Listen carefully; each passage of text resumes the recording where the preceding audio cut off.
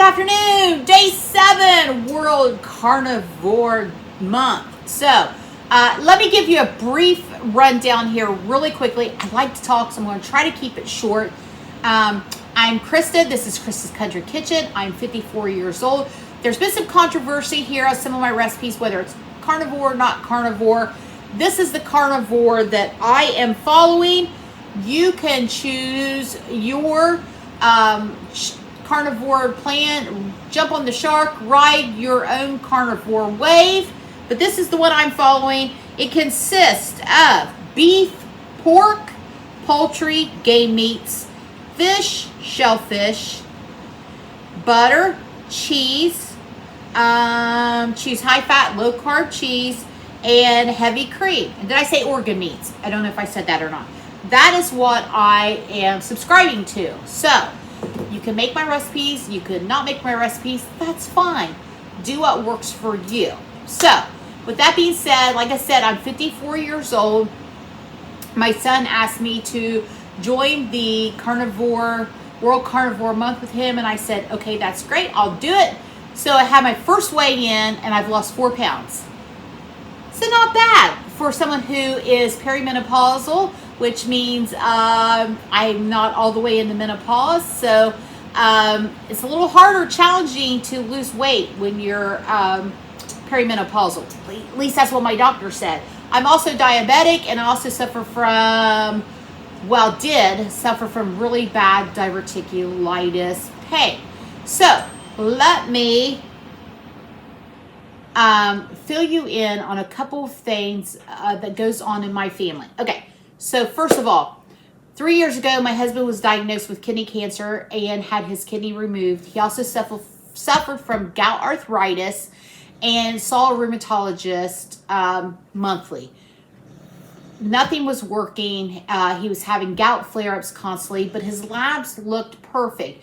She just kept giving more and more steroids, which just masked the issue and wasn't helping. My husband is an avid outdoorsman, loves to be outside walking, and he just got to the point where he was in so much pain every single day. He's only 52 years old. He's younger than me, and that's what sent us down this whole foods diet, food elimination, and things like that. So I told him, I said, look, I will do whatever you need me to do. I will cook you whatever you need to cook. I will change my cooking style here with you all. I'm Appalachian, I cook them fried taters and biscuits and gravy, but if, your quality of life better, my quality of life is better, let's do it. So that's what we started. So we started by eliminating all processed foods from our diet.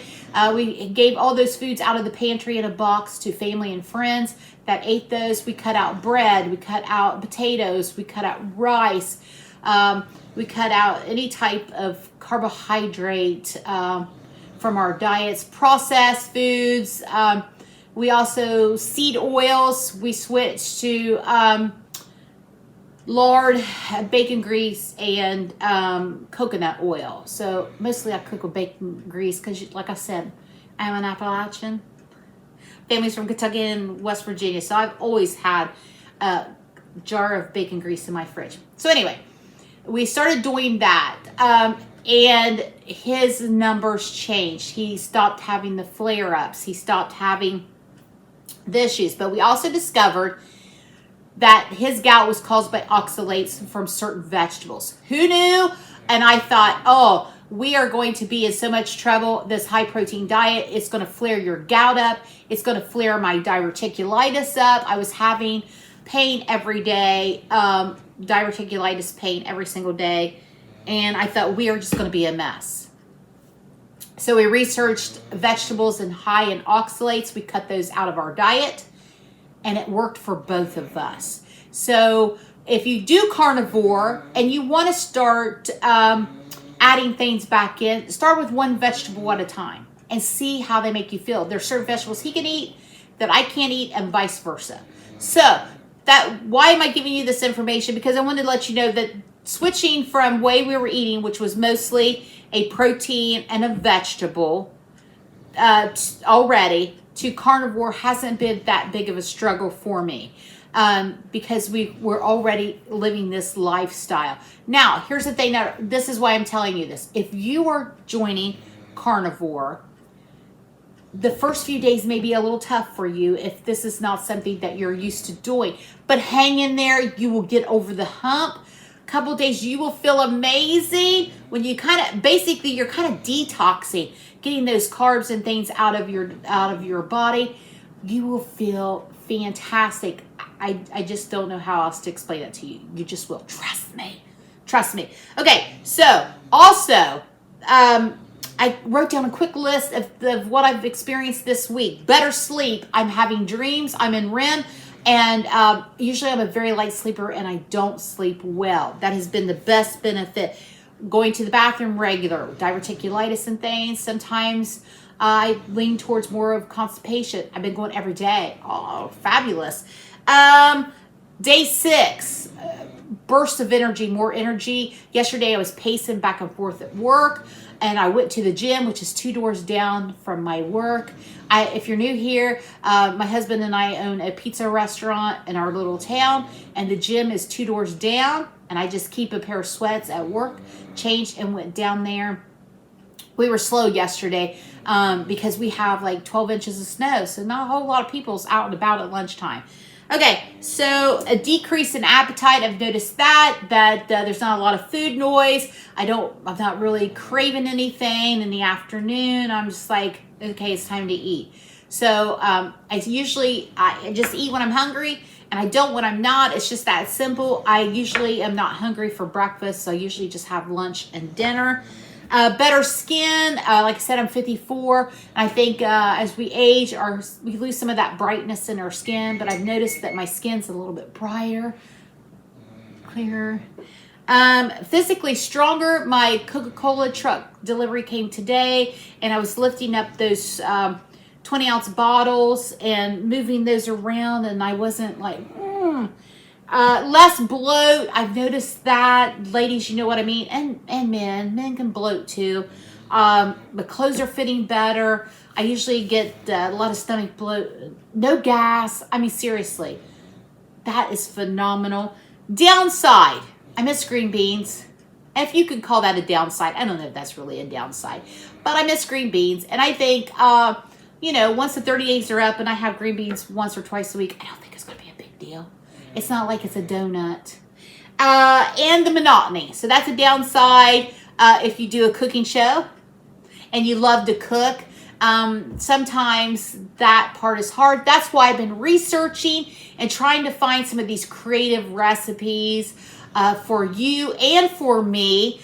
I like variety. My son, he's 21. He's a tank. He could eat a ribeye every single day and it would not bother him. Me, on the other hand, I need some variety. I need some chicken. I need some shrimp. I need some steak. I need some fish. You get my drift. So I like a little bit of variety in my meats. So that's why I've been trying some of these soups and some of these things so the monotony doesn't get to me. Like I said, my son, he could just have a ribeye and be happy every day. So there you have it. First weekend. I've only done Carnivore for a full week one other time a couple months ago, and you could probably see those old videos. Go back and find those so I'm anxious to see how I do in week 2, 3, and 4. I'm excited to see what happens. So anyway, there you have it. Stay tuned. I'm going to show you what I had for lunch. It's a quick and easy ham and cheese quiche, crustless quiche. Super simple. And then also stay tuned and you'll see what I fixed for dinner tonight. Thank you for joining me on this journey, and I will see you tomorrow. Well, good morning, friends. How are you? Let's make lunch at breakfast time.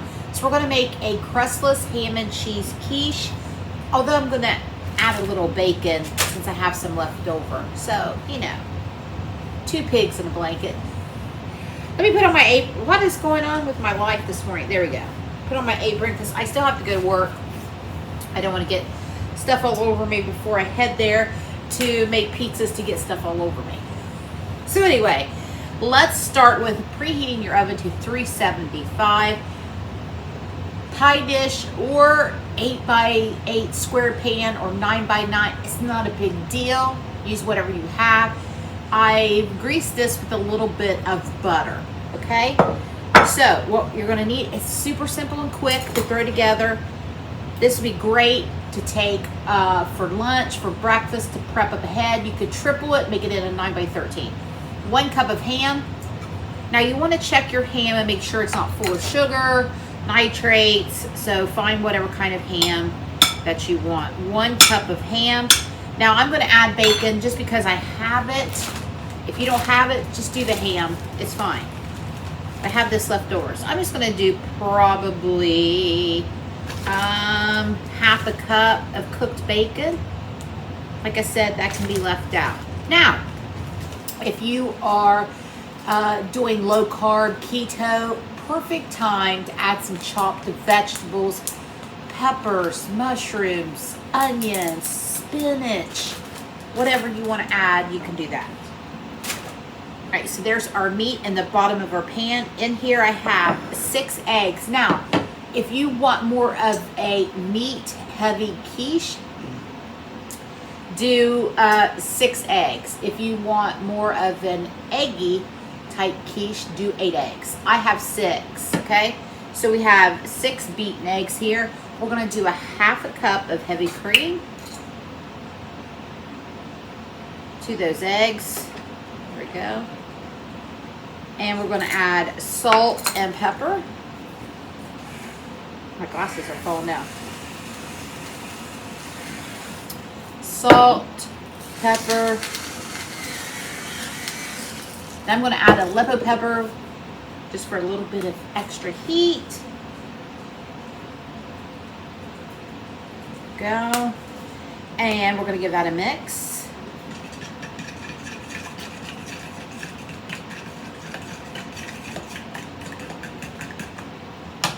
To our meat, we're going to add some cheese. I have some provolone. You can use any kind of cheese you want. So this is a provolone mozzarella mix. I'm not gonna do it a lot. Just enough to cover the meat. I'm going to say probably half a cup of shredded cheese. Of course, if you're doing strict carnivore, you can leave out the cheese, you can leave out the heavy cream. All right, we're just gonna pour the egg mixture right over top of our meat and cheese.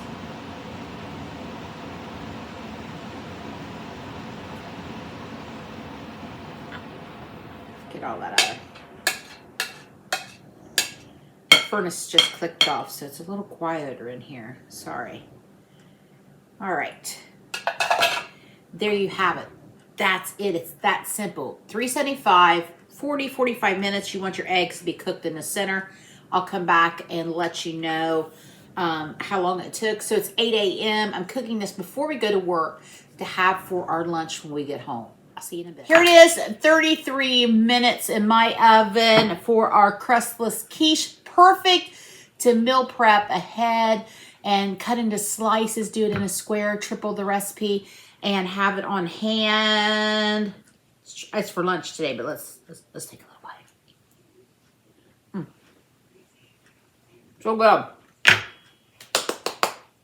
I'm gonna let it cool, put it in the fridge. We're gonna heat it up this afternoon and have it for our lunch. Now that I have some extra time on my hands, before I go wash this hair, I'm gonna go do a 1 mile walk. You can look those up. They're fantastic. Leslie Sansone. Do it on your, look up on YouTube, and they're all free. And I love to do this, especially on a cold, snowy day like today. All right, I'll see you this afternoon.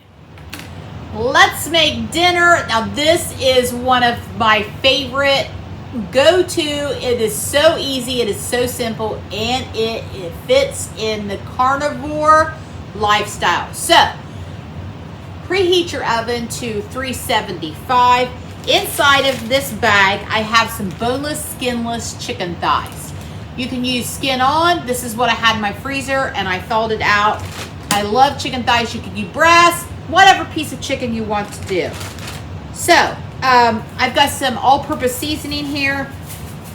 I know, depending on what kind of carnivore you're doing, add salt and pepper only. These are the pork panko crumbs. I get these at Walmart. They are fabulous. You all told me about these, and they are amazing. So I passed this recipe on to a boy. He's actually like our son. It's Townsend, and his name's Townsend, and he's like our child. So anyway, I gave him this recipe. He started his carnivore journey, and I said, try this. He sent me a picture last night. He said these were fabulous. We liked them better than fried chicken. I said, awesome. So there you have it. So next is our panko crumbs. Now you can measure. I usually just leave it. Oh, that was a big chunk there. Just usually leave it right in the bag. Kind of like shake and bake. Remember shake and bake? Kind of what we're making here. It's just that simple. Now, depending on where you are with spices, use whatever you like. I'm going to add a little bit of paprika. This has everything in it. Salt, pepper, garlic, salt, pepper, red bell pepper, lemon peel, parsley, and garlic oil. Okay, so just an all-purpose seasoning. And now I'm going to add some paprika because that's one of my favorite seasonings. Just going to shake it up again. Make sure the lid's closed. I've made that mistake, and that was not good. Here's what we're going to do. This is how easy it is. We're going to dump it right in your pan, your baking dish. Now, if doing carnivore, so we're eating a little bit more meat, so I'm fixing more meat. Now, if I was just doing a low-carb diet, I would fix this, a couple pieces per person, and then I would fix like some green beans or some cauliflower or something like that. You could put it right in a cast iron skillet, baking dish, it doesn't matter. It's going to cook up great either way. I've got these throwaway pans that were gifted to me, and I am going to use them. Less dishes. That's it. This is one of my favorite dishes. It's amazing. It's so simple. $3.75. Let's pop it in.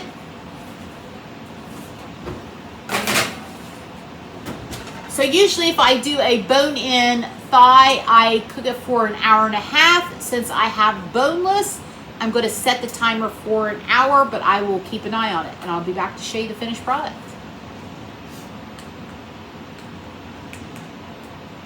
And you're still here. Here it is, my favorite oven fried chicken, carnivore style. There it is. This was boneless, skinless chicken thighs, so it took about 55 minutes in the oven. It is tender. Look, I want to show you. I can cut it with a butter knife. We got a little bit of a crispy crust there. Juicy. Delicious. Give it a try. I guarantee you will love it. Have a great night. As always, thanks for stopping by my kitchen.